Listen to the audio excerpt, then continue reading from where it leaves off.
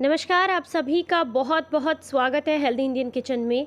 आज आपके साथ जिस औषधि को शेयर कर रहे हैं वो कलयुग की संजीवनी बूटी की तरह काम करती है। शरीर का कोई भी ऐसा हिस्सा या कोई भी ऐसी बीमारी नहीं है जिस पर ये असर ना करती हो। बहुत ही गजब की औषधि है, बिल्कुल फ्री में आपको मिलेगी, 1 रुपया भी आपको खर्च नहीं करना है। बहुत आसानी से आप इसे उपलब्ध करा सकते हैं, बहुत आसानी से आप इसकी पहचान कर सकते हैं।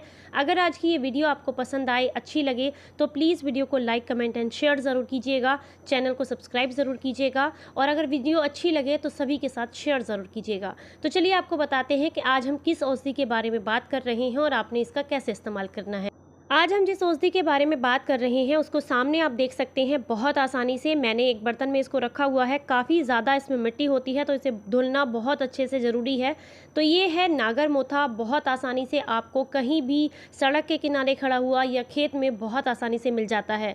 किसानों के लिए तो ये एक तरीके की मुसीबत होती है क्योंकि ये बहुत ज़्यादा होता है फसल में, लेकिन औषधीय तरीके से देखा जाए तो ये बहुत ही गुणकारी है। शरीर के लगभग सभी हिस्सों पर काम करता है, हर बीमारी के लिए फ़ायदेमंद है।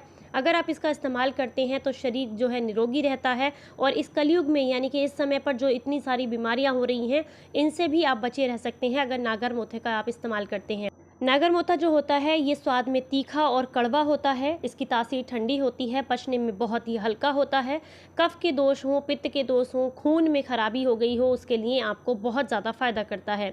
नागर मोथे का जो पौधा है अधिकांशतः आपको तालाब के आसपास, नदी के किनारे, खेतों में बहुत आसानी से देखने के लिए मिल जाता है और इसमें जो फूल हैं वो जुलाई या दिसंबर के महीने में लगते हैं। अधिकतर जो है ये 3 प्रकार का होता है, एक तो होता है मोथा, एक नागर मोथा, एक होता है केवटी मोथा। तो सबसे ज़्यादा फायदेमंद होता है वो होता है नागर मोथा। इसको उगाने की ज़रूरत नहीं पड़ती, प्रकृति ने इसे हमें अपने आप ही दिया है, बहुत आसानी से उग जाता है और अगर आप इसका इस्तेमाल करते हैं तो आपके शरीर से लगभग सभी बीमारियां जड़ से खत्म हो जाती हैं। अगर हम बात करें इसके नाम के बारे में तो इसको संस्कृत में नागर मुस्तक कहते हैं, हिंदी में नागर मोथा कहा जाता है, उर्दू में भी नागर मोथा ही कहते हैं, गुजराती में इसको नागर मोथिया बोला जाता है, बंगाली में भी इसको नागर मोथा ही कहा जाता है, मराठी में इसको लवाला बोलते हैं और बहुत सारे इसके नाम हैं। आपके यहाँ लोकल लैंग्वेज में इसको क्या बोलते हैं मुझे कमेंट बॉक्स में ज़रूर बताइएगा। सबसे पहले बात करते हैं कि ये आंखों के रोग के लिए बहुत ज़्यादा अच्छा होता है। आप इसकी पहचान कर सकते हैं, मैं सामने दिखा रही हूँ, उसकी जड़ कुछ इस तरीके की होती है और इसका जो जड़ के ऊपर का हिस्सा होता है वो हल्का सा लाल रंग का होता है जिससे आप इसकी बहुत आसानी से पहचान कर सकते हैं। तो हम बात कर रहे हैं आंखों के रोग के बारे में। अगर आंखों में बहुत ज़्यादा जलन हो रही है, मोतियाबिंद की दिक्कत है, रतौंधी की दिक्कत है या फिर आंखों से धुंधलापन आपको हो गया है या फिर आंखों के आगे काला घेरा या फिर कई बार ऐसा होता है तिरमिरे से दिखाई देते हैं, तरंगे उठती रहती हैं, इन सारी परेशानियों के लिए ये आपको बहुत फ़ायदा करता है। पहला तरीका है कि आप नागर मोथा को लेकर के, इसकी जड़ को लेकर के अच्छे से साफ़ करें बढ़िया तरीके से, बिल्कुल भी मिट्टी नहीं होनी चाहिए। उसके बाद या तो बकरी के दूध में उसको घिस लीजिए या फिर आप पानी के साथ उसको घिस लीजिए और वो जो वहाँ पर मल्लम या काजल बनकर के तैयार होगा, इसे अपनी आंखों में लगाने से आंखों की जलन, लालिमा, कालापन, रात को कम दिखने की जो दिक्कत है वो सारी समस्याएं बिल्कुल ठीक हो जाती हैं। तो आप देख सकते हैं मैंने इसे बढ़िया तरीके से साफ़ कर लिया है। इसे साफ़ करना बेहद ज़रूरी है। इसमें से मिट्टी निकालना अगर आप नहीं कर पाएंगे तो फिर इसके फ़ायदे भी नहीं ले पाएंगे।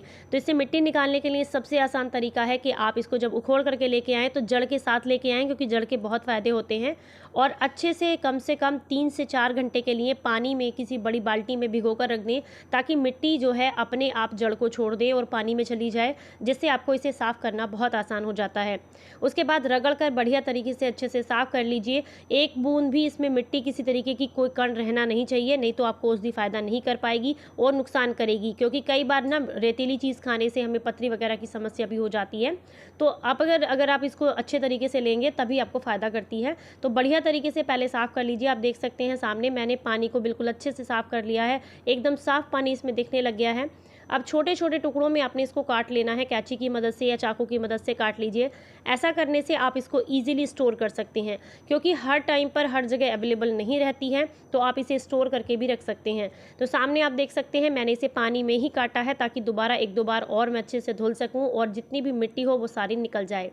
तो उसके बाद आप कोई भी छबड़ी वगैरह जो होती है बास्केट, उसके अंदर कोई सूती कपड़ा लगा करके इसको रख दीजिए। पानी अच्छे से निचड़ जाए तो उसके बाद छाया में रख करके आपने इसको सुखा लेना है।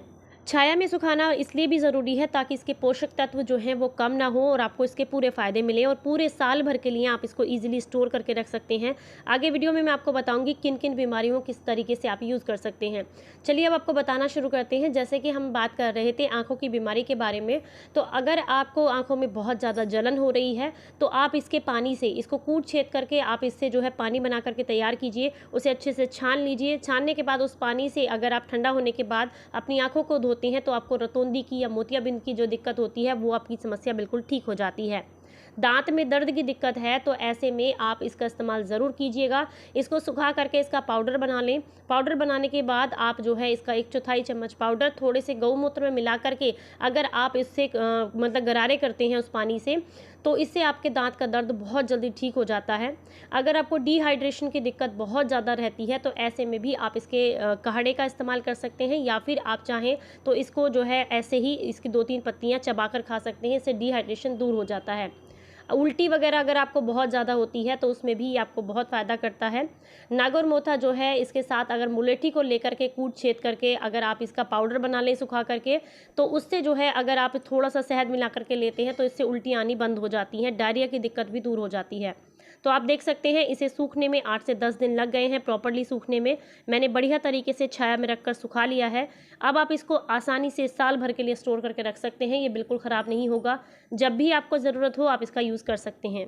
इसकी जड़ जो है वो सबसे ज़्यादा फ़ायदेमंद होती है। अगर इसकी जड़ का काढ़ा बना करके 10 से 30 ml की मात्रा में अगर आप लेते हैं तो इससे जो है आपकी सारी इनडाइजेशन की जो प्रॉब्लम्स हैं वो बिल्कुल ठीक हो जाती हैं। पेट में अगर कीड़े हो गए हैं तो कीड़े बहुत आसानी से बाहर निकल जाते हैं, पेट की सफाई हो जाती है।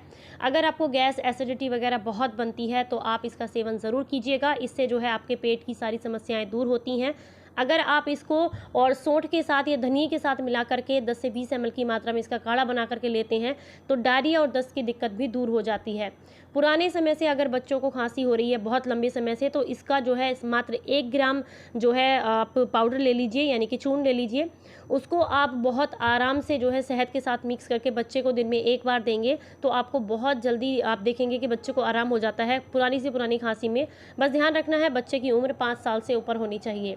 अगर आपको पीलिया की दिक्कत है, जॉन्डिस की दिक्कत है, लीवर से जुड़े हुए रोग हैं तो ये आपके लिए बेहद ही फ़ायदेमंद है।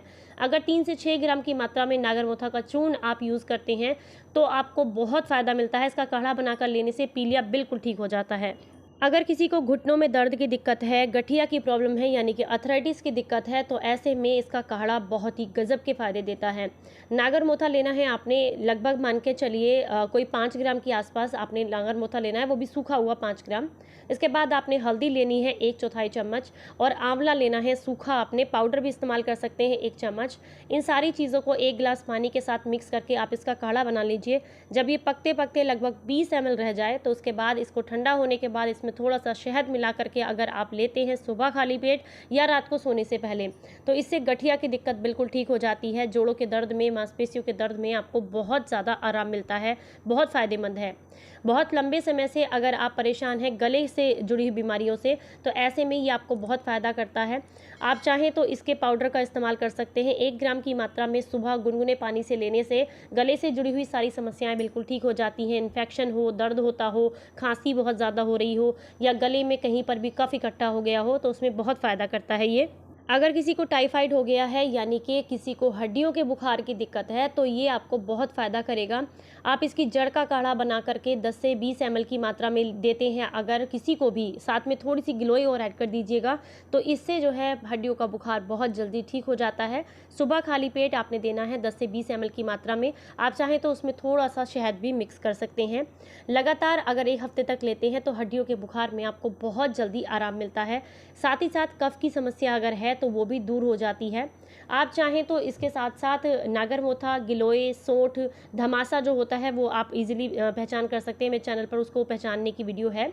आंवला लेना है और नीम की छाल, इन सारी चीज़ों से मिला करके अगर काढ़ा बनाते हैं तो वो भी टाइफाइड के लिए बहुत अच्छा काढ़ा बन करके तैयार होता है, वो बहुत फ़ायदा करता है। अगर खून की खराबी से परेशान हैं, यानी कि खून खराब हो चुका है या खून शरीर में बनता नहीं है, एनीमिया की प्रॉब्लम है, हार्ट ब्लॉकेज है या फिर कोलेस्ट्रॉल बहुत ज़्यादा बढ़ा हुआ है, तो ऐसे में भी इसका चूर्ण आपको बहुत ज़्यादा फ़ायदा करता है। चाहे तो काढ़ा बनाकर ले सकते हैं या फिर 1 ग्राम की मात्रा में सुबह खाली पेट पानी के साथ भी इसको लिया जा सकता है। बहुत लंबे समय से सिर दर्द से परेशान हैं तो भी आपको ये बहुत फ़ायदा करता है। इसके चूर्ण लेने से सर दर्द में आपको बहुत आराम मिलता है। पित्त के जितने भी रोग होते हैं उनमें ये बहुत ज़्यादा फ़ायदा करता है, क्योंकि तासीर में ठंडा होता है। कुष्ठ रोगों के लिए बहुत फ़ायदेमंद है। अगर आपको त्वचा से संबंधित कोई भी बीमारी है, दाँत खाज खुजली की समस्या है, तो ऐसे में इसकी ताज़ी पत्तियों को कूट-छेद करके, रस निकाल करके उसको आप वहाँ पर लगाते हैं जहाँ दाँत खाज खुजली की समस्या हो रही है, तो उससे आपको बहुत जल्दी राहत मिलती है और दाँत खाज की समस्या मात्र 3 दिन में ठीक हो जाती है। शारीरिक कमज़ोरी से परेशान है, यानी कि एनीमिया की दिक्कत है, तो उसमें भी आपको काफ़ी फ़ायदा करता है। आप चाहें तो इसकी जड़ का पेस्ट बना करके, अगर घुटनों में दर्द हो रहा है तो वहाँ पर लगा सकते हैं, हल्का गुनगुना करके। इससे घुटनों के दर्द में आपको काफ़ी आराम मिलता है। मूत्र रोग से परेशान हैं, यानी कि किसी भी तरीके का मतलब पेशाब में पथरी वगैरह अटक गई है मूत्राशय में, तो वो भी आपको बहुत फ़ायदा करता है। ऐसे में अगर आप इसका चूर्ण लेते हैं तो मूत्राशय की अटकी हुई पथरी बहुत जल्दी निकल जाती है। साथ ही साथ किडनी और लीवर की सफाई होती है, आंतों में जमा गंदगी साफ़ होती है। आपको बहुत फ़ायदे देता है ये। इसका इस्तेमाल 2 तरीके से किया जा सकता है। आप जो है इसका काढ़ा बना करके ले सकते हैं 20 से 30 ml की मात्रा में, मैक्सिमम 40 ml, इससे ज़्यादा नहीं लेना होता है। या फिर आप इसका चूर्ण ले सकते हैं लगभग 5 ग्राम की मात्रा में, इससे ज़्यादा नहीं लेना होता।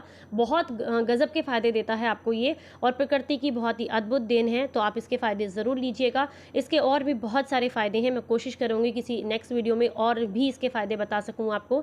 तो वीडियो अगर आपको आज का अच्छा लगा है, पसंद आया है, जानकारी अच्छी लगी है, तो प्लीज़ वीडियो को लाइक, कमेंट एंड शेयर ज़रूर कीजिएगा। चैनल को सब्सक्राइब ज़रूर कीजिएगा और इस जानकारी को सभी के साथ शेयर कीजिएगा। ये डायबिटीज़ के रोगियों के लिए भी काफ़ी फ़ायदेमंद है, लेकिन अगर किसी गंभीर बीमारी से आप परेशान हैं तो आप डॉक्टर की सलाह के साथ ही लें इसको। फिर मिलेंगे किसी नई जानकारी के साथ, तब तक अपना ख्याल रखें, अपनों का ख्याल रखें और हंसते मुस्कुराते रहें। Stay healthy, stay happy, bye bye.